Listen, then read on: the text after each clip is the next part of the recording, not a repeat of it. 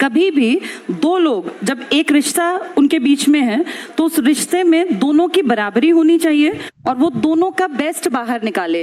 ये लड़कों के लिए भी है बेटा। कई बार मैं देखती हूँ इस तरह के केसेस बहुत नॉर्मल है जिसमें लड़कियां जो हैं लड़कों का गलत तरीके से इस्तेमाल करती हैं, गिफ्ट्स लेती हैं, पैसे ले लेती हैं। मैं सिर्फ लड़कियों की बदनामी नहीं कर रही हूँ, लेकिन ऐसा भी है। ये तुम्हें भी देखना पड़ेगा कि हम जिस लड़की के साथ, और बेटा ये ना टाइम पास की चीजें नहीं होती, जिंदगी बार बार नहीं मिलती।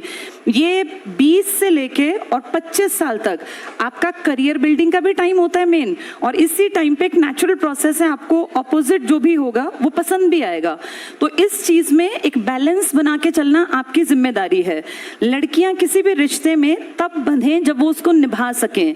ऐसा ना हो आप किसी के साथ बहुत ज्यादा इंटीमेसी में है, रिलेशन में है, फिर जब आपको एक स्टेज पे आके आप कहें कि नहीं मुझे अपने पेरेंट्स के अकॉर्डिंग चलना पड़ेगा। पेरेंट्स के अकॉर्डिंग चलने में बुराई नहीं है, पर बेटा किसी भी रिश्ते में किसी को इतना हद तक इन्वॉल्व ना करना जिससे उसके परिवार का जीवन तबाह हो। कई बार ऐसा सुनने में आता है किसी लड़के ने सुसाइड कर लिया। किसी लड़की के लिए मरने की किसी को जरूरत नहीं है, ना ही किसी, लड़कियां वैसे मरती भी नहीं है, लड़के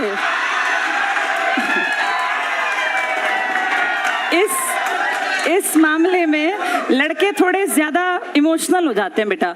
जैसे कई बार हम सोचते हैं कि लड़कियां इमोशनल हैं, लड़के भी बहुत इमोशनल होते हैं। और मैंने तो लड़कों को अपने लाइफ में हर रूप में देखा, पिता के रूप में, भाई के रूप में, हस्बैंड के रूप में, बेटे के रूप में। इसलिए मैं बता रही हूँ कि किसी के इमोशंस के साथ खिलवाड़ नहीं करना चाहिए।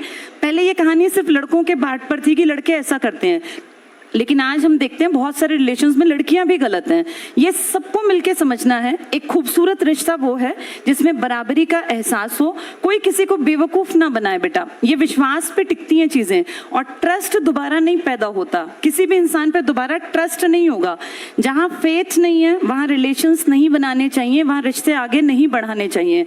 रिश्ता सबसे खूबसूरत वो है जो आपके बेस्ट को बाहर निकाले। अगर आपको कोई पढ़ाई से रोकता है, कोई आपको ये कहे कि चलो चैटिंग कर लेते हैं, पढ़ाई बाद में हो जाएगी, तो वो तो ये सोचो तुम्हें पीछे ले गया वो, चाहे वो लड़का है चाहे लड़की है।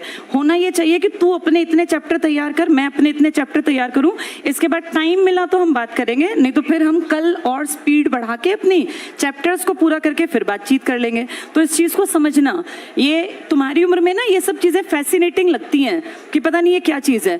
और बेटा जिनके गर्लफ्रेंड बॉयफ्रेंड नहीं है वो महा खुश हैं, उनको चाहिए पढ़े लिखे और आगे बढ़े।